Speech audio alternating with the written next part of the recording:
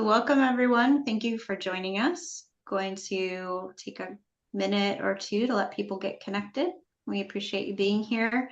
Feel free to put in the chat your name and where you're joining us from, your faith tradition if you would like to share that.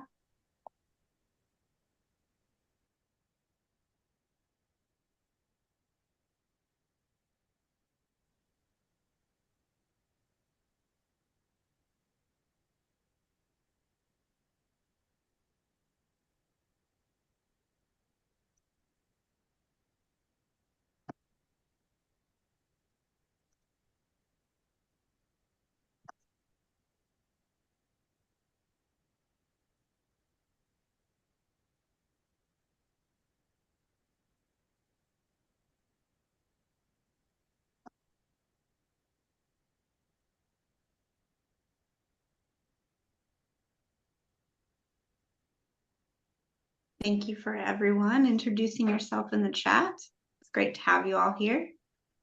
So I think I'll just get started with my introduction since we are live now.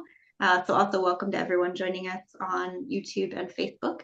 My name is Geneva Blackmer. I'm the interim director for the Interfaith Center at Miami University. We're a 501c3 nonprofit organization that seeks to unify people through relationship building, dialogue, and social action.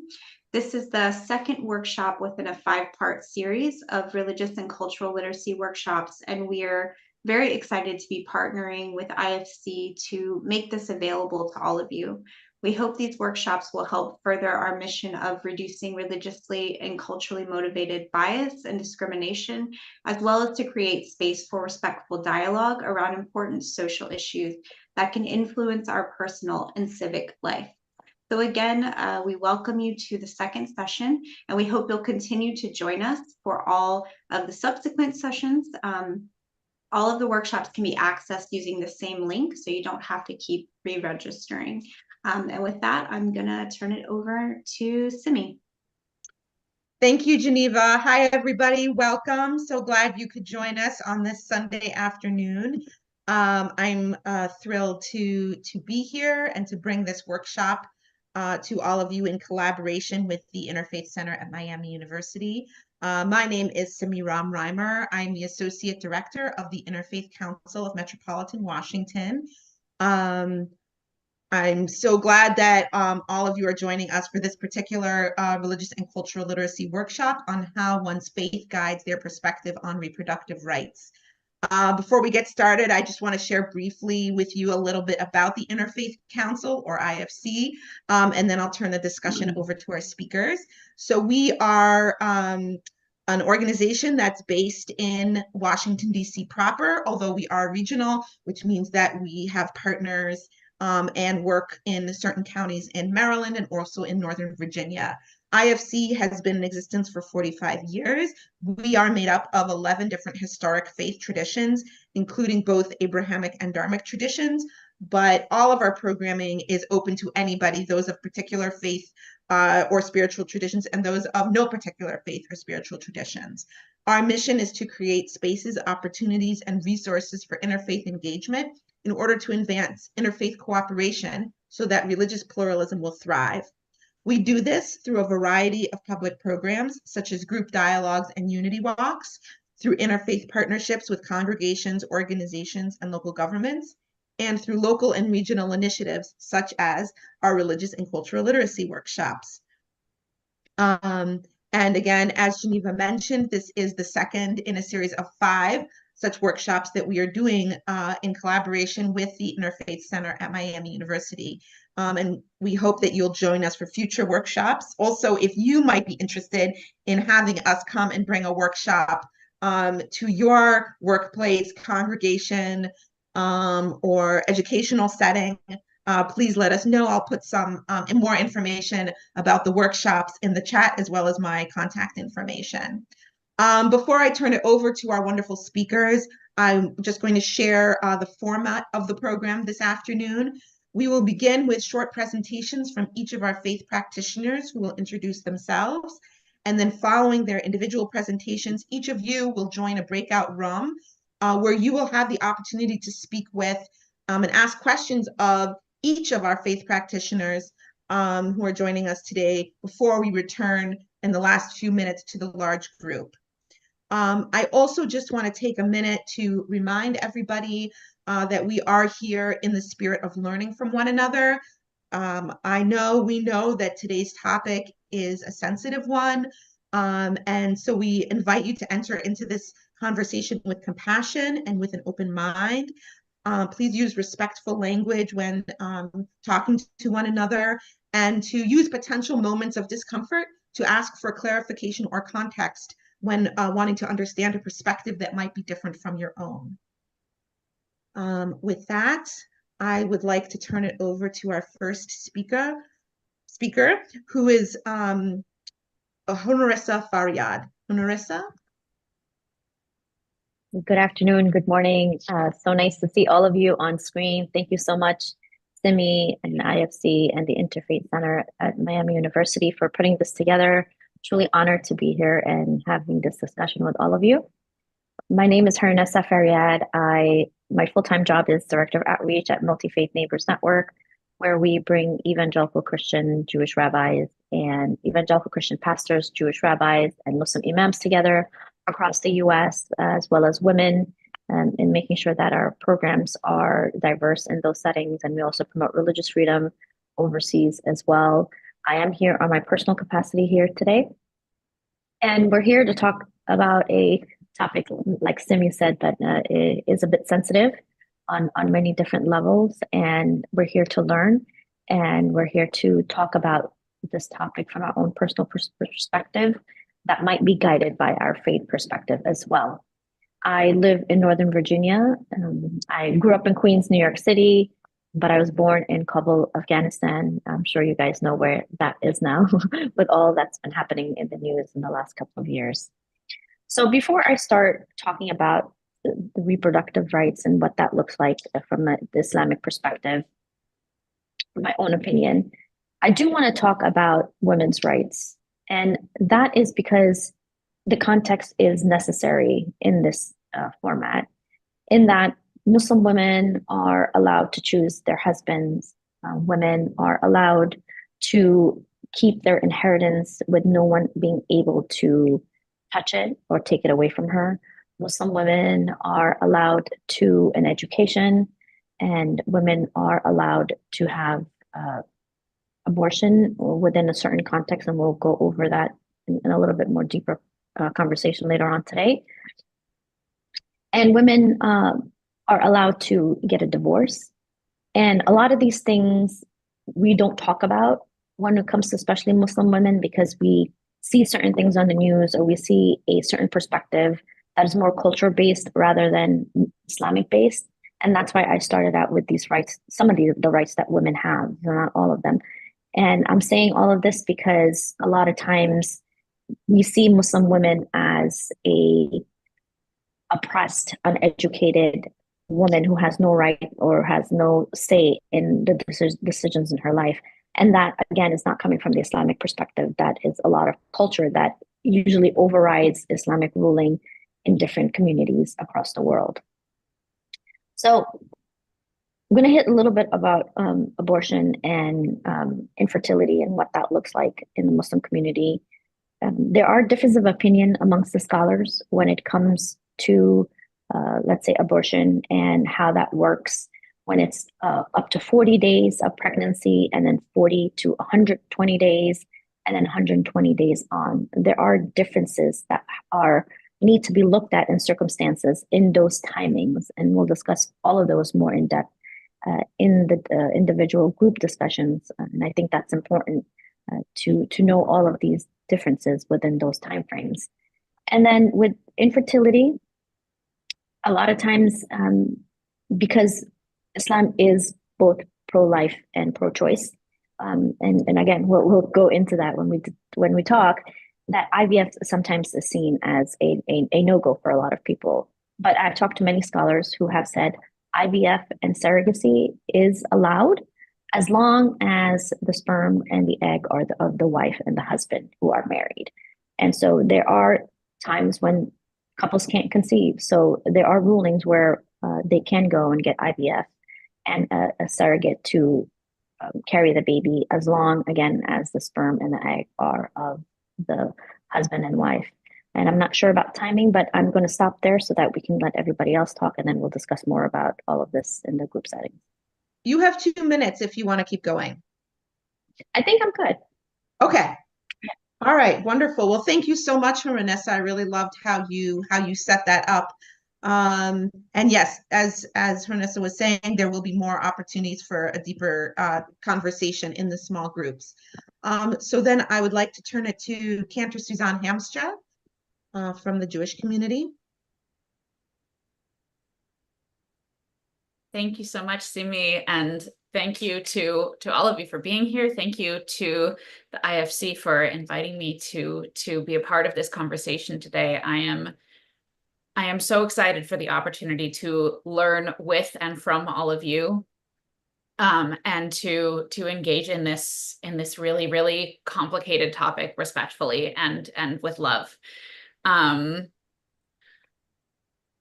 Just a little bit about myself. My name is Suzanne Hamstra. I am one of the cantors at Washington Hebrew Congregation. It is a large Reform congregation in the DC metro area. I live in Rockville, Maryland. And the Reform movement of Judaism is one of the more lowercase p progressive streams of Judaism.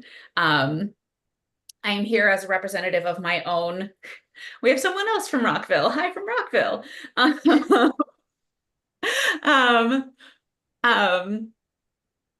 Of my own views, and as a representative of some Jewish thought on this topic. I can't say that Jewish thought on this is a monolith, because it's not. Nothing in Judaism is a monolith. The saying goes, 2 Jews, 3 opinions. I think it's more accurately 2 Jews, 5 opinions. But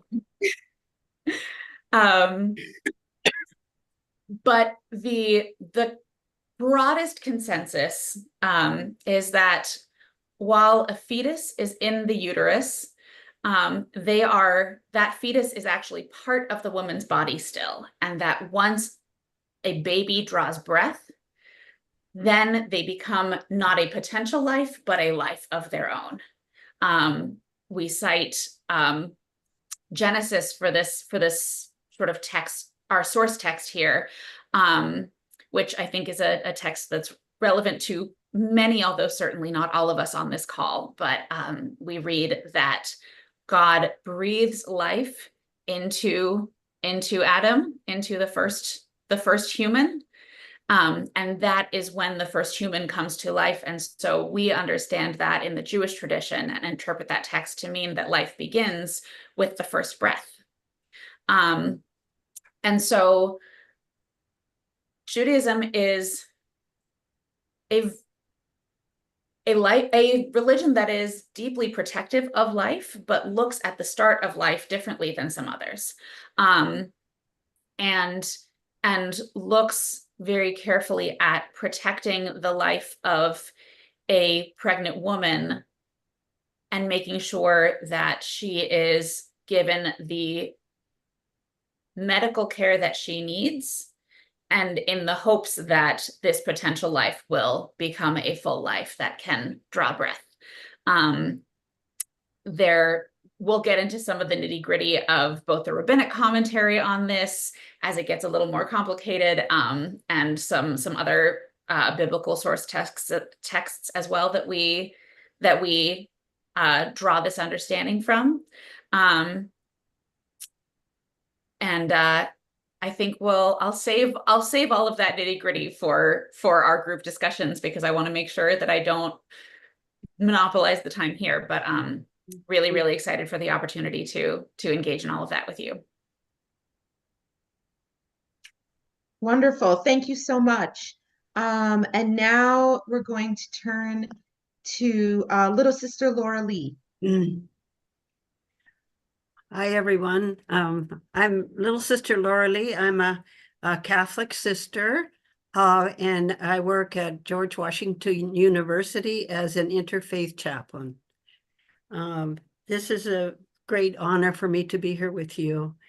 And there's some things that I would like to say at the beginning is, first of all, that my sharing is from a Catholic perspective. It is not from a general Christian, quote unquote, perspective, which makes a big difference because various Christian faiths have different views on this issue of reproductive rights.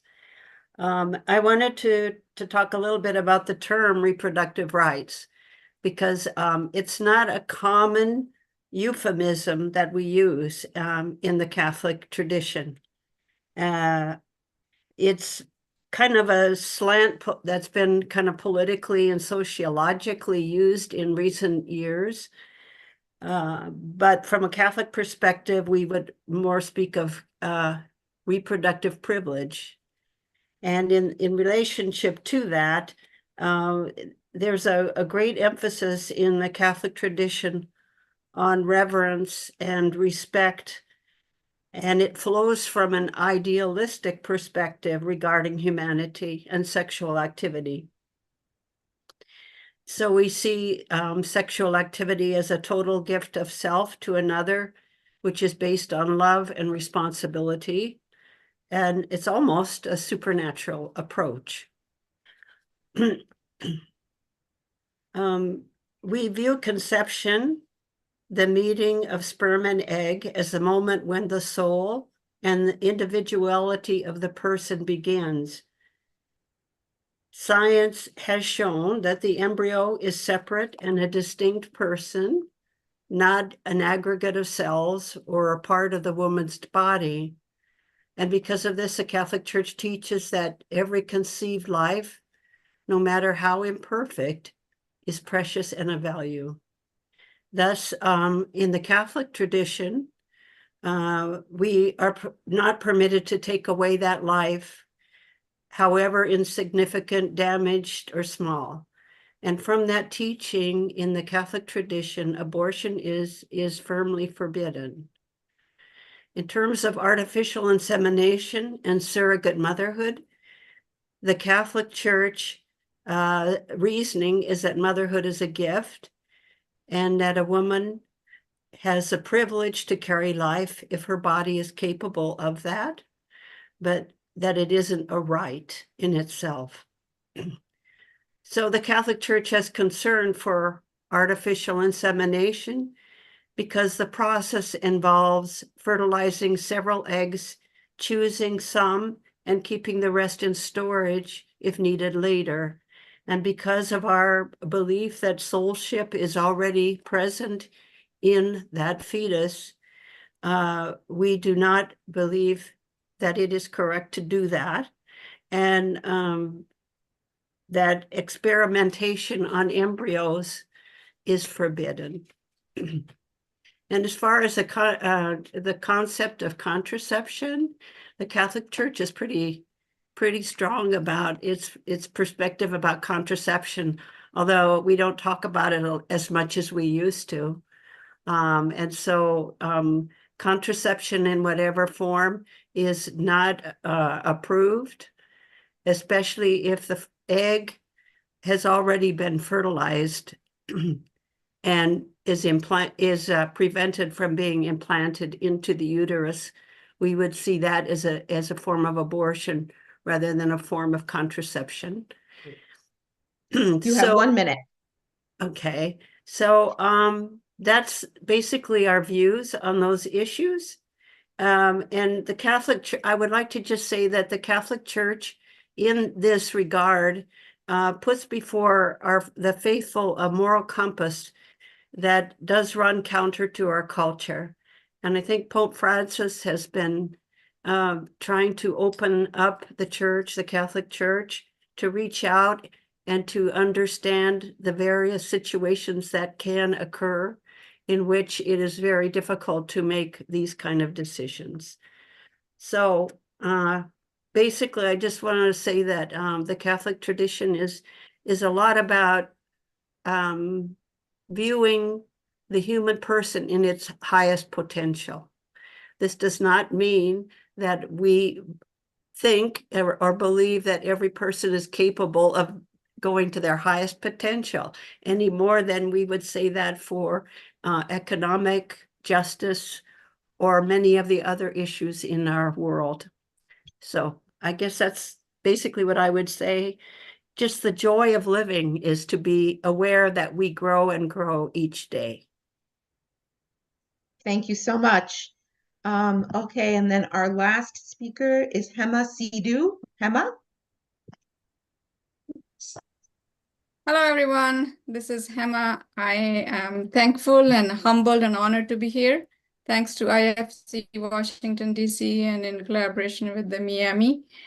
I'm professionally a neuroscientist as a clinical researcher in the field of sleep medicine. I represent myself as an interfaith member. I have been serving as a volunteer for FEMA as a Sikh chaplain. So I'm here to present my personal views from the Sikh faith. So this is a very sensitive topic, and I thought about it, how to put together what my faith tradition is teaching and how do I interact with others around here. I'm going to say the answer is going to be two-pronged. One is the divine sovereignty, which we believe as Sikhs, and the other is the social issue. So there are two ways to look at it.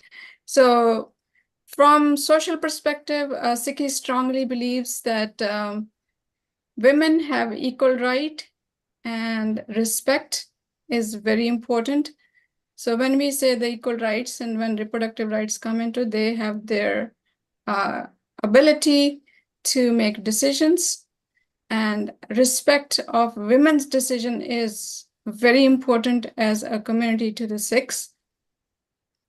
Next thing I would say that we also believe in personal responsibility and ethics. We go by the 5 symbols, and one of them is kachara, which is undergarments. So that references to the moral duty towards you, how you're interacting in your society, how you're interacting in your family. So that is one of the cases which we follow as Sikhs. So I would say divine sovereignty, moral issues, women's rights, all these put together. There is nothing right or wrong. We are non-judgmental from the Sikh perspective. So I would reserve the rest for the other discussion groups, and I back over to Simi to you. All right, thank you so much, Hema. Thank you to everybody again for